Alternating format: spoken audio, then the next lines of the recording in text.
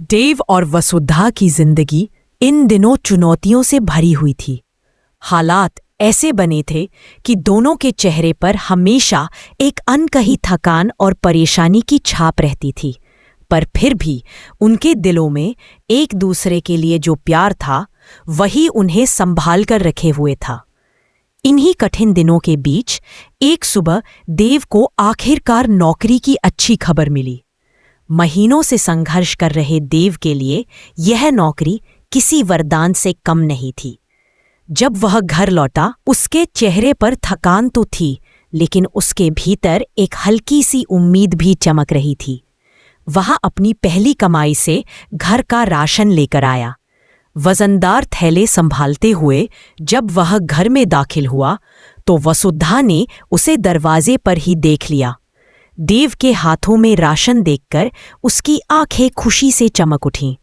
इतने दिनों बाद घर में भरपूर सामान आया था। कोई भी पत्नी इस पल को देखकर भावुक हो जाती, और वसुधा भी हो गई। देव ने बाकी बचे पैसे भी वसुधा के हाथ में रख दिए। वसुधा ने उन्हें बड़े आदर से लिया और जाकर चंद्रिका और भगवान की तस्वीर के सामने रख दिया, जैसे वह मन ही मन कह रही हो, बस अब हमारे घर की किस्मत बदल दो। पर जब वह वापस आई तो देव की हालत देखकर उसका दिल भर आया। देव बेहद थका हुआ था। चेहरे पर न सिर्फ शारीरिक थकान थी, बल्कि लंबे संघर्ष की निशानियां भी थीं। उसकी आंखें बोझिल थीं और कंधे जैसे झुक गए थे। वसुधा ने उस पल तय कर लिया कि आज वह देव की सारी थकान दूर कर देगी। उसने एक प्यारा सा प्लान बनाया, एक छोटा सा सरप्राइज जिसमें उसका पूरा मन, पूरा प्यार छिपा हुआ था। अगर आपको यह कहानी अब तक अच्छी लग रही है तो इस वीडियो को लाइक जरूर कर दें। इससे हमें ऐसे ही और भी भावुक और सुंदर पल आपके लिए लाने की प्रेरणा मिलती है। वसुधा रसोई में गई और देव की पसंद की हर चीज बनाना शुरू कर दी। चाहे कितना भी सामान कम हो, उसने अपनी समझदारी से स्वादिष्ट खाने का इंतजाम कर लिया। सब कुछ बड़े ध्यान से पकाया, दाल, सब्जी, रोटी और देव की सबसे पसंदीदा मीठी डिश भी। खाना तैयार होने के बाद उसने मेज को सजाया, कुछ मोमबत्तियां जलाईं और पूरा कमरा हल्की सी रोशनी से जगमगा उठा। वो कमरा जैसे एक छोटे से सपने में बदल गया। इतने दिनों की उदासी के बाद यह रोशनी किसी नन्ही उम्मीद की तरह थी। वसुधा ने देव को बुलाया। जब देव उस सजावट को गई, वसु, ये सब क्या है? उसने हल्की मुस्कान के साथ पूछा। वसुधा ने शर्माते और मुस्कुराते हुए कहा, देव सर, ये आपके लिए एक छोटा सा सरप्राइज है, कैंडल लाइट डिनर। आज आपकी थकान उतारनी है। देव कुछ पल उसे देखता रह गया। महीने भर से जो हालात उन्हें परेशान कर रहे थे, उसने पहली बार किसी चीज को इतना खूबसूरत महसूस किया। देव बैठ गया और जब वसुधा उसके लिए खाना निकालने लगी तो उसके चेहरे पर पहली बार असली मुस्कान आई। वह वसुधा को बड़ी प्यार से देख रहा था, जैसे उस एक नज़र मेरी सारी बात कह देना चाहता हो। अगर आपको भी लगता है कि किसी का थोड़ा सा प्यार पूरे दिन का बोझ हल्का कर देता है, तो इस कहानी को शेयर जरूर करें। फिर दोनों ने एक दूसरे को प्यार से खाना खिलाया। कितने दिनों बाद देव ने इतना स्वादिष्ट, इतना मन से बना हुआ खाना खाया था।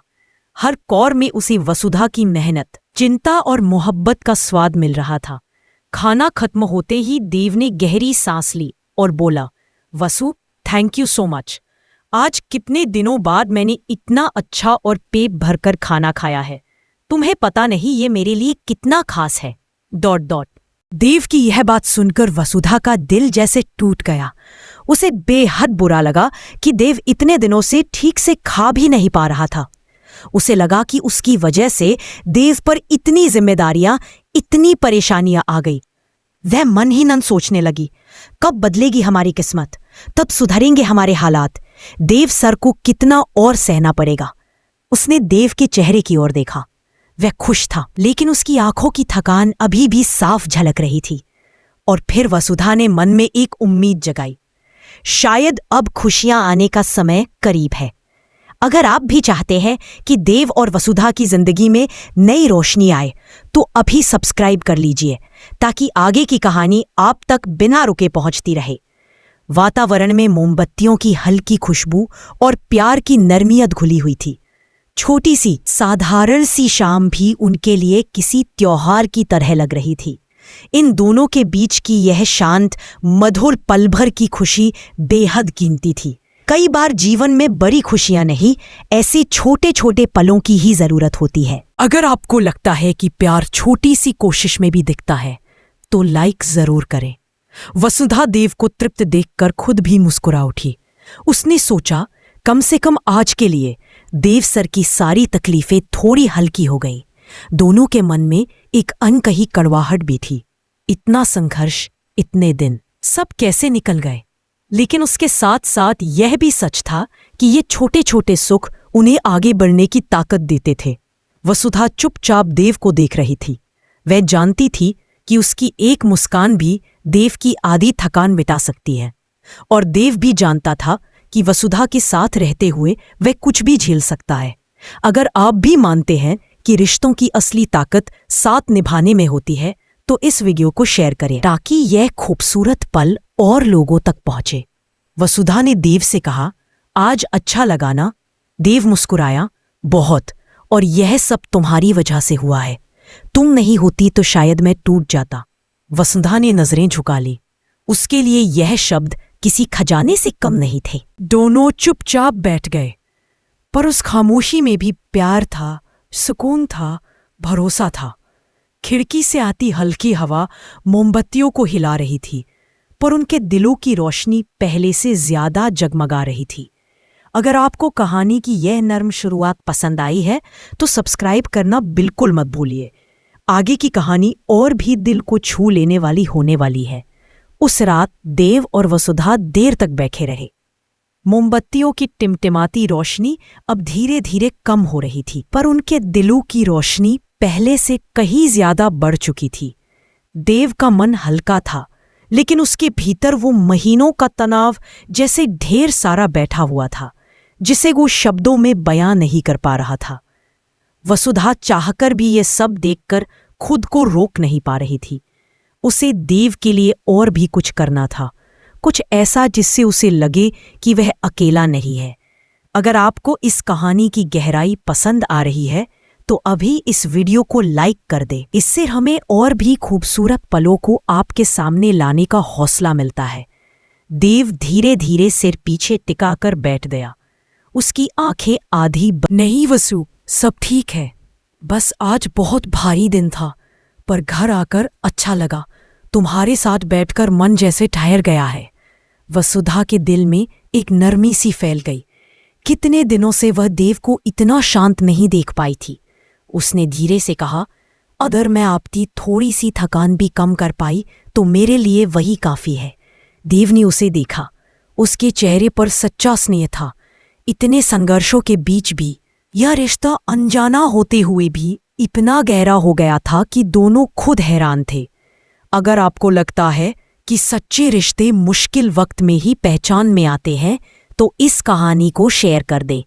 कुछ देर बाद देव उठकर खड़ा हुआ और रसोई में जाने लगा। वसुधा ने तुरंत पूछा, कहाँ जा रहे हैं? देव ने मुस्कुराकर कहा, बस प्लेट्स रख दूं। तुमने पूरा दिन थकान में खाना बनाया है, अब मैं थोड़ा काम कर लूं। वसुधा ने जल्दी से उसके हाथ से प्लेट्स ले लीं। नहीं देव सर, आप बैठिए, मैं कर लूंगी। आज आपको सिर्फ आराम करना है। देव ने हंसकर कहा, अच्छा सर बोलना बंद करो अब। हर बात पर देव सर। मैं तुम्हारा पति हूं, तुम्हारा साथी हूं, मुझे बस देव ही कहो। वसुधा का। देव ने उसे कुछ पलों तक देखा और फिर कमरे में वापस जाकर बैठ गया। वसुधा रसोई में जाकर बर्तन रख रही थी, पर उसके मन में देव की बात गूंज रही थी। मैं तुम्हारा पति हूं, बस देव कहो। यह शब्द उसके दिल में एक अजीब सी गर्माहट छोड़ गए। कभी कभी रिश्ते खुद ब खुद गहराते जाते हैं, बिना किसी कोशिश के। अगर आप भी इस खूबसूरत पल की गर्माहट महसूस कर पा रहे हैं तो चैनल को सब्सक्राइब जरूर कर लें, ताकि कहानी के आगे के सभी हिस्से आप तक आसानी से पहुंचते रहे। रात काफी हो चुकी थी। देव सोफे पर बैठा था और वसुधा उसके पास आई। सो जाइए देव, आज बहुत थक गए हैं। देव ने सिर हिलाया। हाँ, पर एक बात बोलूं? वसुधा उसकी ओर देखने लगी। देव ने धीरे से कहा, वसु, आज जो तुमने किया वो मैं कभी भूल नहीं सकता। इतने दिनों बाद मन से लगा कि घर में थोड़ा सुकून आया है। वसुधा की आंखें थोड़ा नामी हो गई। मुझे बस इतना चाहिए कि आप खुश रहे। देव ने उसका हाथ हल्के से पकड़ लिया। वह पहला स्पर्श था जिसमें न कोई झिझक थी न कोई मजबूरी, सिर्फ अपनापन था। कुछ पलों के लिए दोनों खामोश रहे। इस खामोशी में एक अजीब सी मधुरता थी। दोनों की सांसें एक ही लय में चल रही थीं। वसुधा ने महसूस किया कि ऐसे पलों की कीमत शब्दों से कहीं ज्यादा होती है। अगर इस कहानी की भावनाएं आपके दिल को छू रही है तो लाइक बटन जरूर दबा दीजिए। देव उठकर कमरे में चला गया। वसुधा ने मेज साफ की और मोमबत्तियां बुझाईं, पर उसके मन में आज की सारी बातें एक एक करके तैर रही थीं। देव के शब्द, देव की मुस्कान, उसकी कृतज्ञता, ये सब उसके दिल में एक नई ऊर्जा भर रहे थे। जब वह कमरे में गई, देव बिस्तर पर लेटा हुआ था, पर उसकी आंखें अभी भी खुली थी। उसने धीरे से कहा, वसु तुम भी सो जाओ, बहुत काम किया आज। वसुधा ने सिर हिलाया और बत्ती बंद कर दी।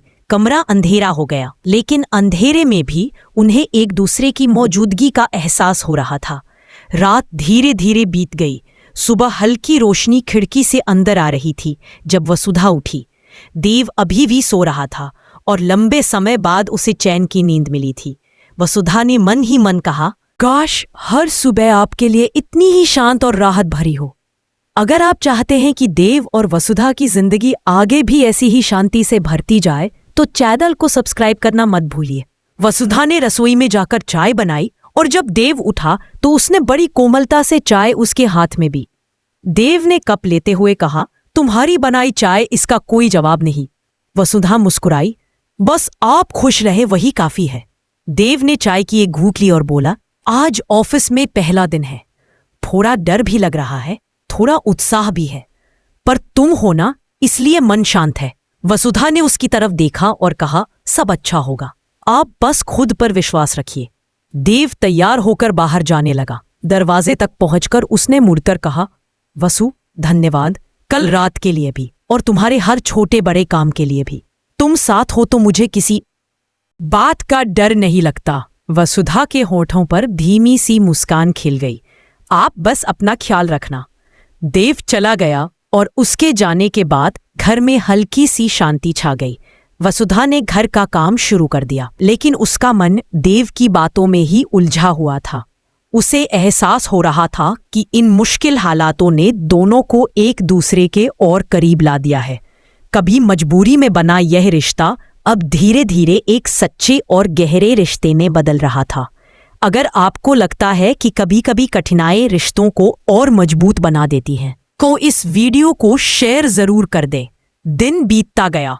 देव ने ऑफिस में अपना पहला दिन ठीक ठाक निकाल लिया।